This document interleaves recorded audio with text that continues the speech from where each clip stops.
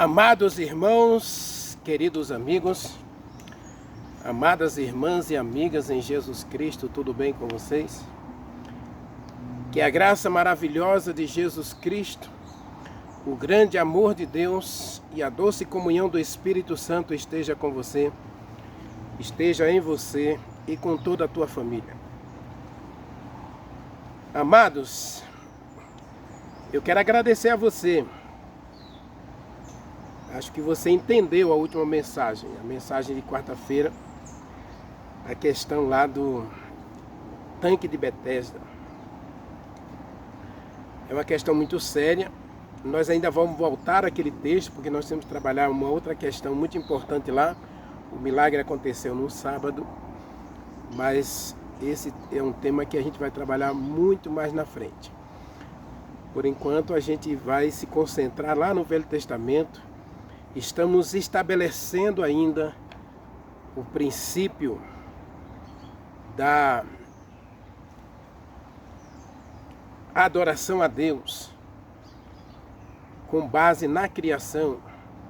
Por isso o sábado aparece como a coroa da criação, o ponto maior da criação, porque Deus estabeleceu para o homem um dia especial como princípio de relacionamento. Aliás, se você observar, todos os princípios estabelecidos por Deus na criação tinham um único objetivo: a felicidade do homem, inclusive o sábado. Quero agradecer a você que também entendeu a mensagem em relação à questão de você cuidar melhor de si mesmo. Meu querido, estamos vivendo um setembro amarelo e é um mês em que chamado mês de combate às doenças psicossomáticas, especialmente a depressão e o suicídio. E eu quero convidar você nesse momento a parar tudo que você estiver fazendo, quem sabe até parar esse vídeo mesmo, para você fazer uma autoavaliação. E responda sinceramente 3 perguntas. Quem eu sou? Essa pergunta, muitas vezes, eu e você fugimos dela. Mas ela precisa ser respondida em algum momento da minha vida, da tua vida, você precisa responder essa pergunta. Quem sou eu? Segunda pergunta. O que eu estou fazendo aqui? Qual é o propósito da minha vida? Qual é o propósito? Por que eu nasci? E acredite, para a primeira pergunta, existe uma resposta, digamos assim, dupla. Você pode dizer que você não é nada, que você não vale nada, que você está aqui por acaso, ou que você está aqui como fruto de um acaso, ou fruto de um erro. Ou você pode dizer que você nasceu, porque Deus quis que você nascesse. Aliás, Deus planejou o teu nascimento. Ah, Renivaldo, mas eu nasci como fruto de um relacionamento forçado, não houve planejamento e até houve uma tentativa de aborto, mas o aborto não deu certo e eu nasci. Não importa. Se você nasceu, e isso eu posso afirmar com toda certeza para você, é porque Deus tinha e tem um propósito para você. Agora, você precisa responder a primeira pergunta. Você pode colocar: eu sou obra das mãos de Deus, eu não sou fruto do acaso, eu nasci porque Deus, Ele planejou algo para mim, algo extraordinário. E agora eu tenho que descobrir qual é o propósito da minha vida. Por que eu estou aqui? Sabe, e dessa pergunta nós todos fugimos. Porque nós gostamos da ideia de que tudo aqui já está planejado, Deus quis assim. Meu querido, não existe acaso na história do ser humano. Não existe, tá bom? Tire essa palavra do seu dicionário, da sua vida. Não existe acaso. Tudo acontece por um propósito, ou como fruto de uma escolha. Então, por que você está aqui? E a terceira pergunta, para onde eu estou indo? Qual é o destino que eu estou traçando com as minhas escolhas? Na mensagem anterior, eu falei que você precisa sair do barulho para entrar em si mesmo, um momento de meditação, reflexão e até comunhão com Deus e com você mesmo. Hoje eu quero que você reflita um pouco sobre isso. Quem eu sou?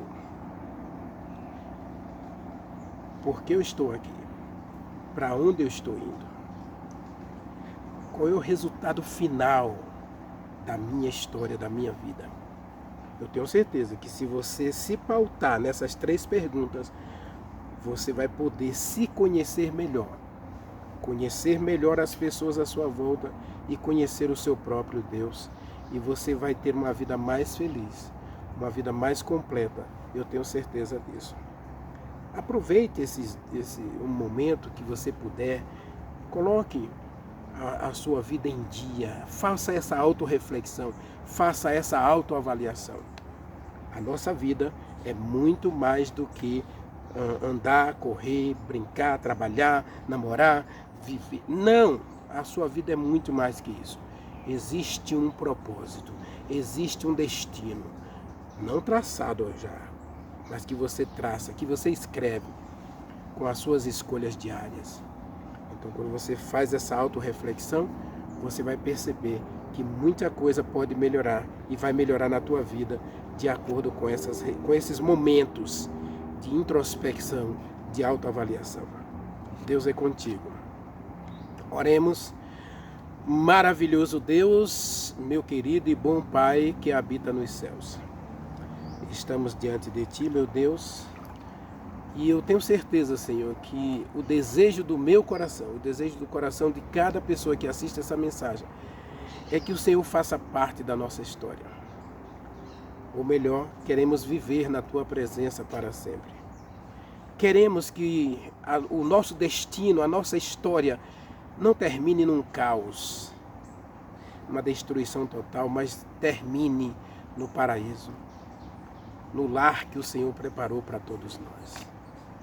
Jesus Cristo disse que Ele vem para nos levar para a casa do Pai. Então, Senhor, nós queremos estar prontos, queremos nos preparar para morar na casa do Pai.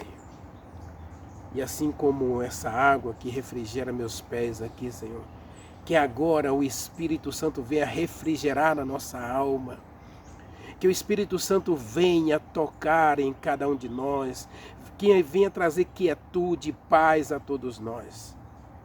Estamos vivendo um momento crítico da nossa história, não só no Brasil, mas no mundo todo.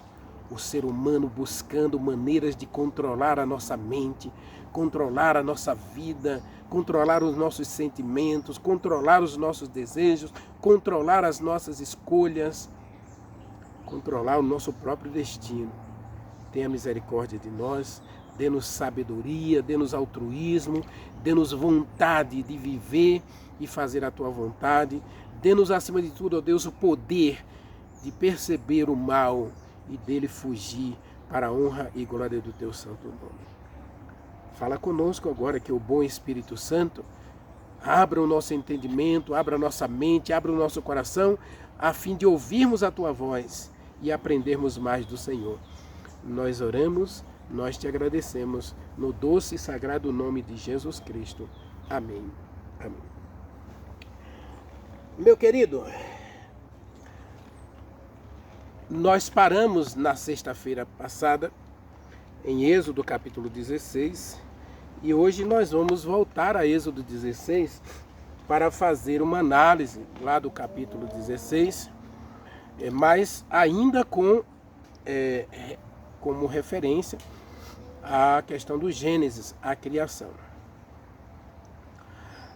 não há dúvida de que Deus, Ele não estabeleceu o sábado por acaso.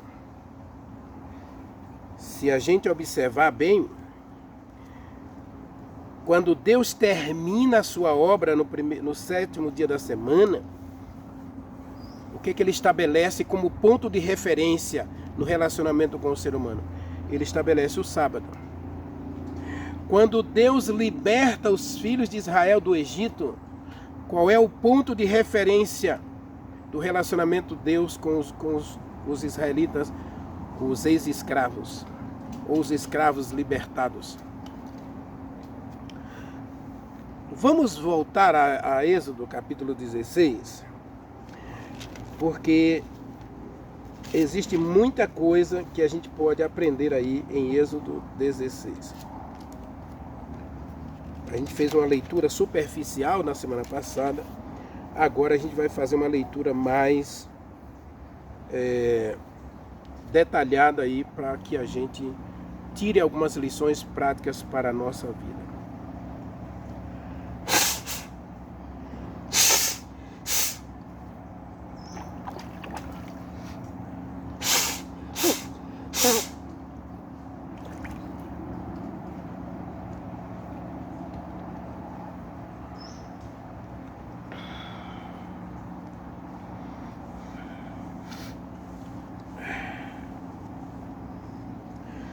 Vamos ler a partir do versículo 1 e a gente vai pulando alguns versos aí, tá bem? Partiram os filhos de Israel da terra de Elim. A terra de Elim era uma terra fértil, tinha 70 palmeiras, muitas fontes de água, o povo estava até feliz ali. E agora Deus diz, aqui não é o lugar de vocês, a gente tem que sair daqui, a gente tem que continuar a nossa jornada porque o destino é Canaã. E aí eles partiram, toda a congregação dos filhos de Israel, e vieram para o deserto de Sim, que está entre Elim e o Sinai, aos 15 dias do segundo mês. Olha, a jornada do Egito para Canaã, para a região ali de Jericó, durava 11 dias. E já estão há 2 meses circulando no deserto. E o povo começou a perder a paciência. Com 2 meses só, o povo já começou a perder a paciência. E aí, aos 15 dias do segundo mês, depois de saírem do Egito, toda a congregação dos filhos de Israel, observe a expressão, toda a congregação dos filhos de Israel murmurou contra Moisés, contra Arão no deserto. Apenas 2 meses da saída do Egito e o povo já estava reclamando, já estava murmurando da liderança de Moisés e de Arão. Na verdade, estava murmurando contra Deus. Moisés nada mais era do que um representante que Deus colocou ali para conduzir seu povo. Quem estava conduzindo era Deus através de Moisés. Disseram os filhos de Israel, quem nos dera tivéssemos morrido pela mão do Senhor na terra do Egito, quando estávamos sentados junto às panelas de carne e comíamos pão a fartar, pois nos trouxeste a esse deserto para morrer, para nos matardes de fome, a nós e toda esta multidão conosco. Então disse o Senhor a Moisés, observe que a queixa do povo é dirigida a Moisés, mas quem toma a dor é Deus. Diz o verso 4, né? Disse o Senhor a Moisés, eis que eu farei chover pão do céu sobre vocês, e o povo sairá e colherá uma porção a cada dia. Observe que aqui é mandamento. Deus está dando um mandamento para o povo. Vai chover pão do céu, vai chover todos os dias, durante 40 anos choveu pão, e só não choveu no sábado. 6 dias chovia pão, só não chovia no sábado. Então disse o Senhor a Moisés, eis que eu farei chover pão do céu para vocês. E o povo sairá e colherá diariamente a porção para cada dia, para que eu ponha este povo à prova, se anda ou não na minha lei. Uai, o povo havia acabado de sair do Egito. O povo acabou de sair do Egito e Deus não proferiu nenhum mandamento no Egito. Mas o povo conhecia os mandamentos. O povo conhecia a lei de Deus. Porque senão Deus não diria isso a Moisés aqui em Êxodo capítulo 16, versículos 4 e 5. Versículo 4. Eu vou chover pão do céu e eles vão ter um mandamento. O mandamento é, vão colher uma porção por dia.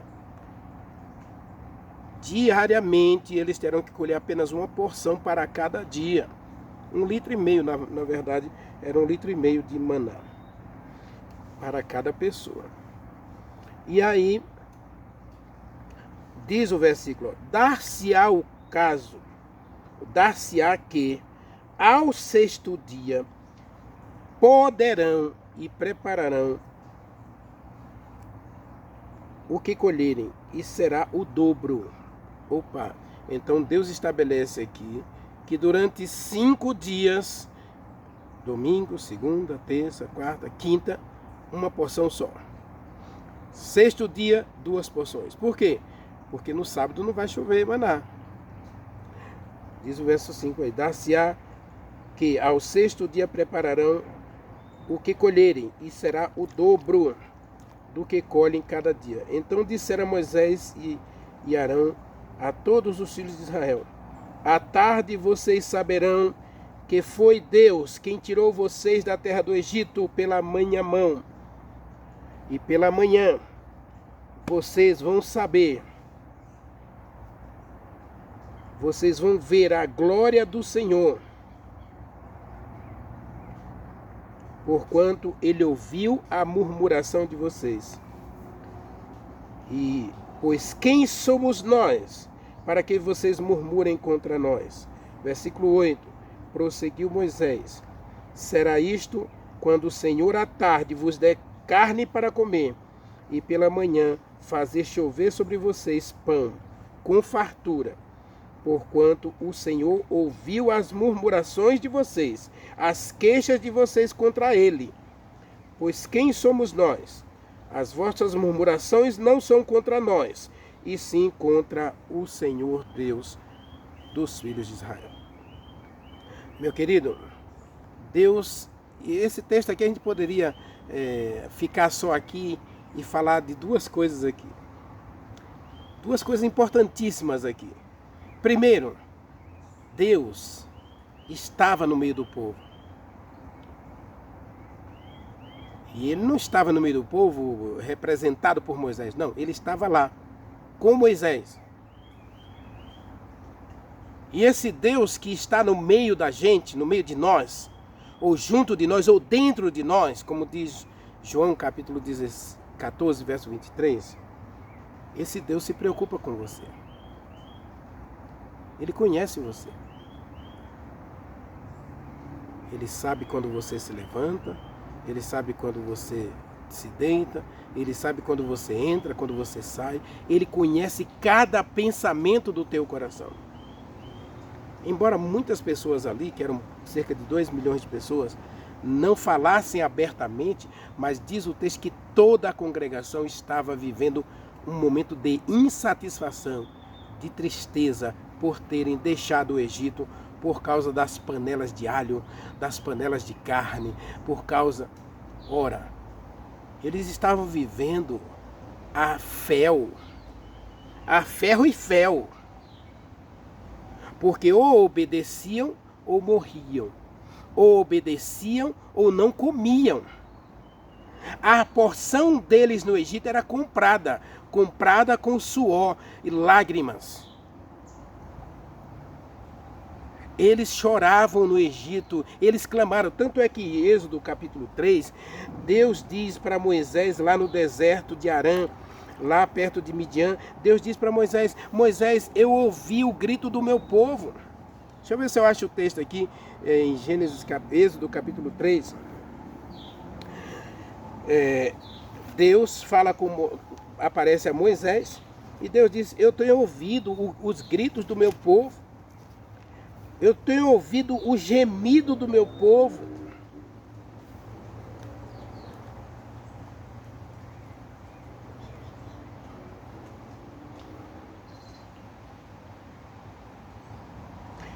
Capítulo 3, versículo 7 de Êxodo, diz assim, olha: ainda assim disse o Senhor a Moisés, ainda mais disse o Senhor a Moisés, certamente eu vi a aflição do meu povo na terra do Egito.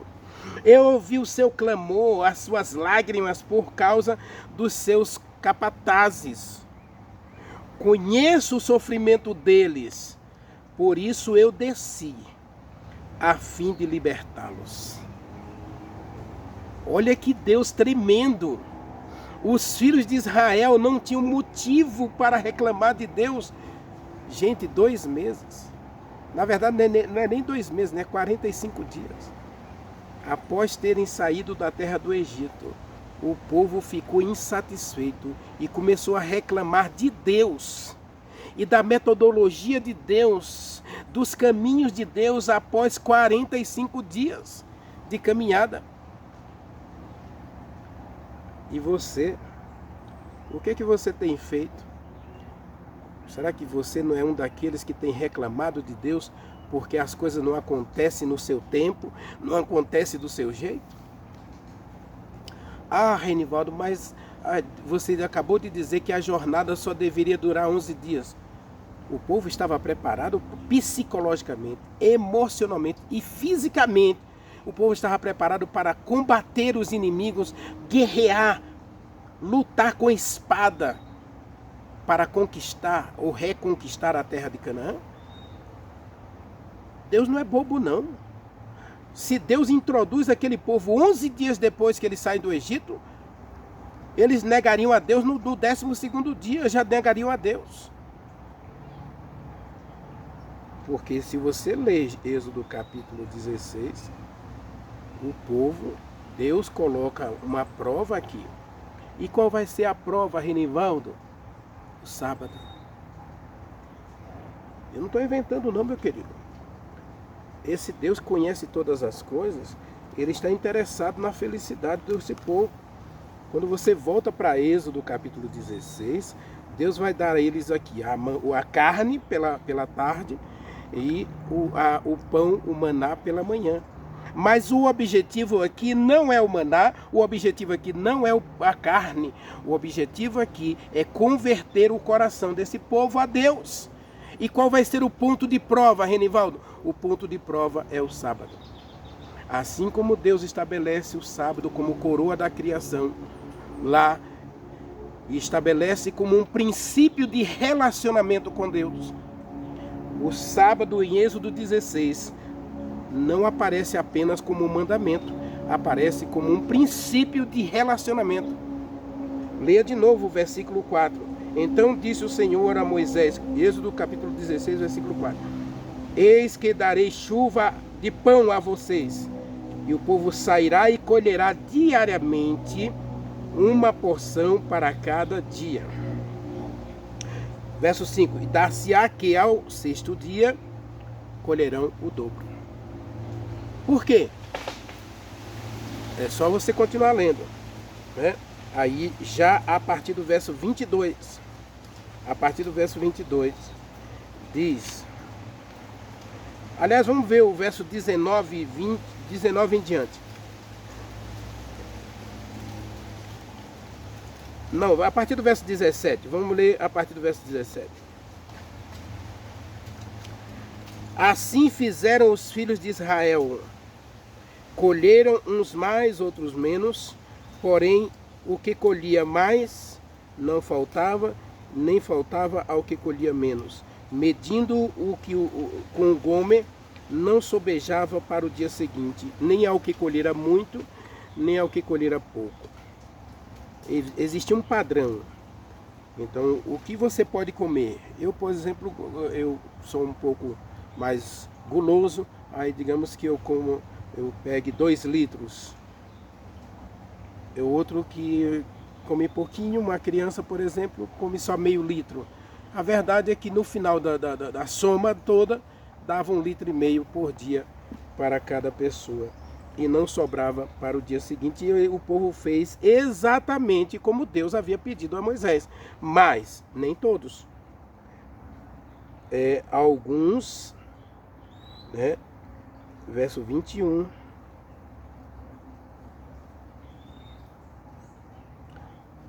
Verso 20. Eles, porém, disse Moisés, ninguém deixe dele para a manhã seguinte. Colheu no domingo, não pode deixar para a segunda. Não colheu na segunda, não pode deixar para a terça. Não pode da terça deixar para a quarta, da quarta deixar para a quinta. Não pode. Nem da quinta deixar para a sexta. Não pode.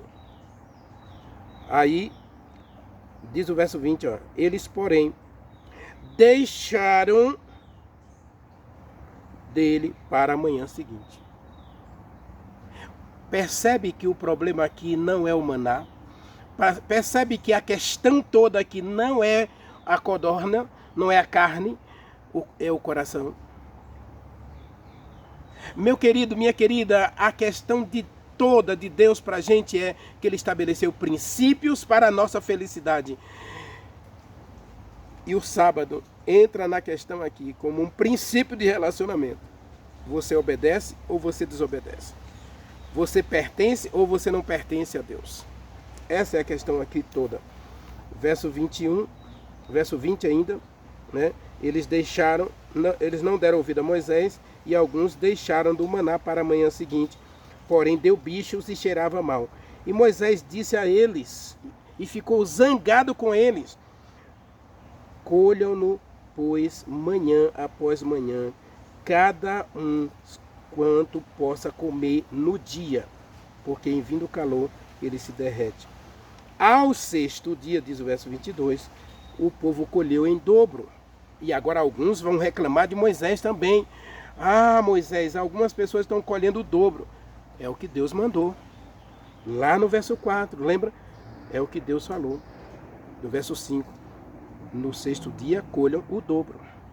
2 porções. Então, se eu colhi 1,5 litro para a segunda, para terça, quarta, quinta e o domingo, para sexta-feira eu colhia 3 litros.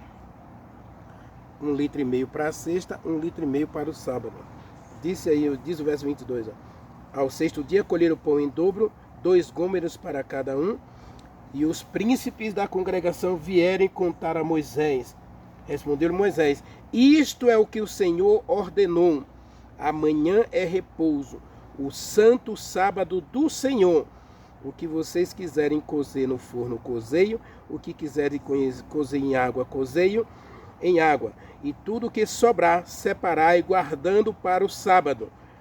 E guardaram até o sábado, e não cheirou mal, nem deu bicho.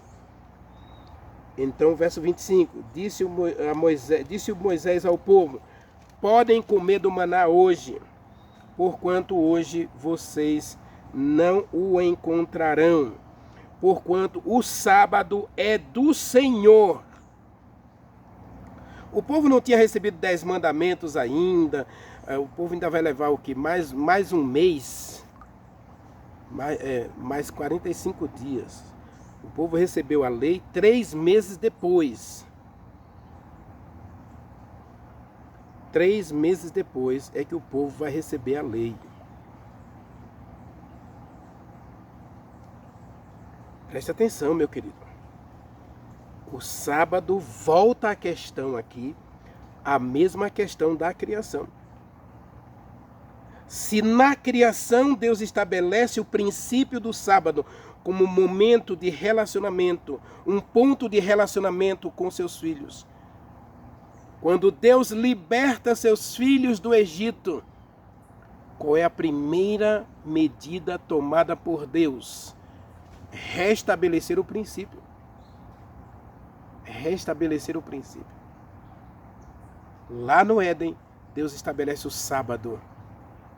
E aqui no Êxodo, ao saírem os filhos de Israel do Egito, antes de ouvirem dos 10 mandamentos, antes do Sinai, Eles estão, eles estão ali no deserto depois de Salim. Eles estão entre o Sinai e Salim, estão ali no meio do deserto. Não estão no Sinai, não estão em Salim, na terra lá das palmeiras. Não, eles estão no deserto. E ali no deserto Deus chama seus filhos. Deus está no meio dos seus filhos para conversar com eles. Deus ouve, Deus vê, Deus conhece. E agora Deus quer estabelecer um princípio de relacionamento. Lógico que o maná aqui vai ser digamos assim, o argumento usado por Deus para estabelecer o princípio do relacionamento.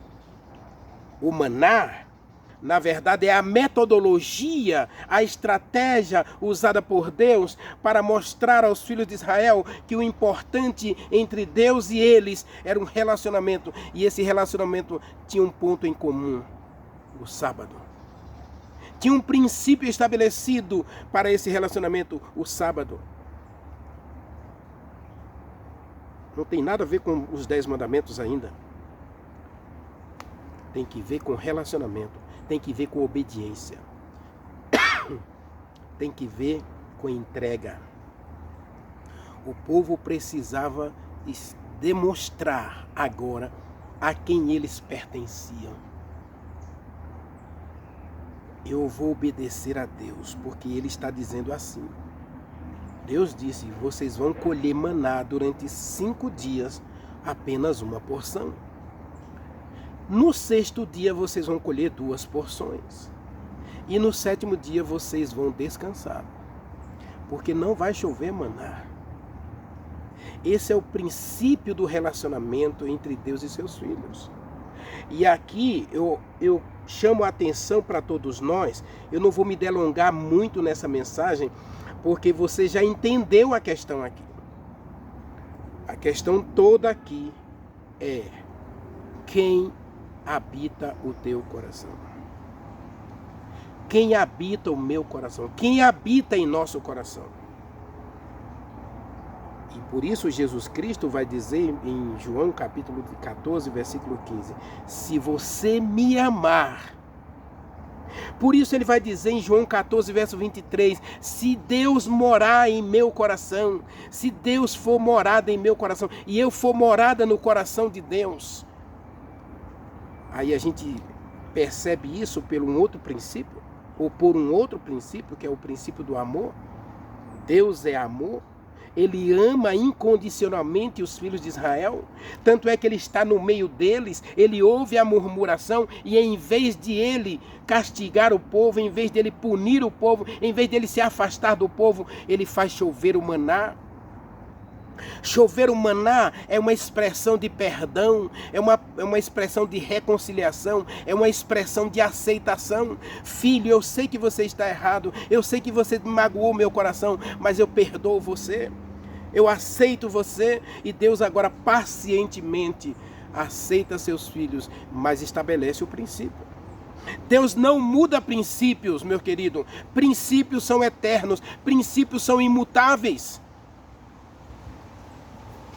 Pare de dizer que Deus mudou o sábado, que Deus mudou a sua lei. Princípio não se muda. Regras se mudam. Mas princípios são imutáveis.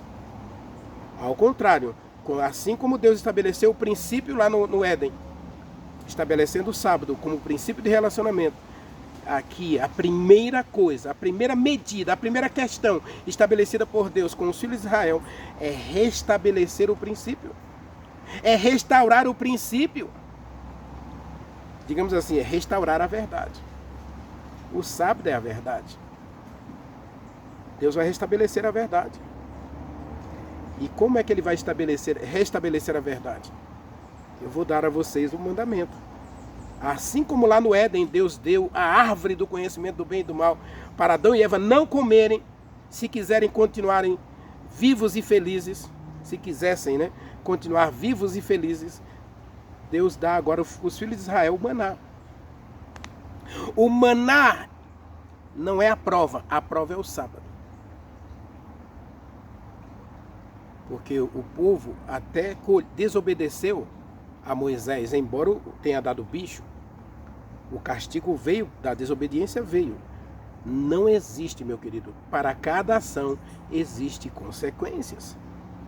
O povo vai desobedecer, então a carne vai dar bicho. O maná deu bicho. Quem sabe estragaram panelas ali, tiveram que quebrar a panela, que era tudo de barro. Tiveram prejuízos. A desobediência nunca deu, nunca trouxe e nunca trará felicidade a ninguém. Eu acho lamentável hoje a própria teologia moderna dizer para as pessoas que na transgressão, na desobediência, a pessoa vai encontrar prosperidade e felicidade. Isso não existe, não na palavra de Deus. Então Deus vai estabelecer o maná e a prova é o sábado. O povo, mais uma vez, agora observe aí, vamos continuar lendo porque você vai concordar comigo. Diz assim, 6 dias colhereis, mas o 7º dia é o sábado, verso 26. Êxodo 16, verso 26. 6 dias colhereis, mas o 7º dia não achareis, não haverá. Ao 7º dia saíram alguns do povo para colher o maná. E não encontraram. Agora observe a pergunta de Deus. Durante a semana eles também saíram, eles guardaram e Deus não falou nada. Agora, no 7º dia, veja o que Deus diz aí. Verso 28. Então disse o Senhor a Moisés: até quando este povo se recusará a obedecer os meus mandamentos? Até quando este povo se recusará a obedecer às minhas leis? Percebe, meu querido? A questão toda é o sábado. E eu quero concluir essa mensagem com uma pergunta, aliás, com uma questão muito, muito séria. Existem hoje muitos cristãos sinceros, equivocadamente sinceros, diga-se de passagem, não é? Dizendo que o dia do Senhor hoje é o domingo. Embora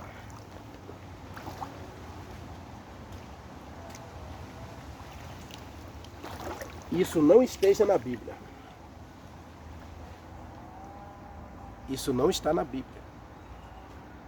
O sábado é o único dia santo, Êxodo 16, é o único dia santo, e é o único dia que tem nome Shabá, dia de descanso, estabelecido por Deus, estabelecido para Deus e para os filhos de Deus.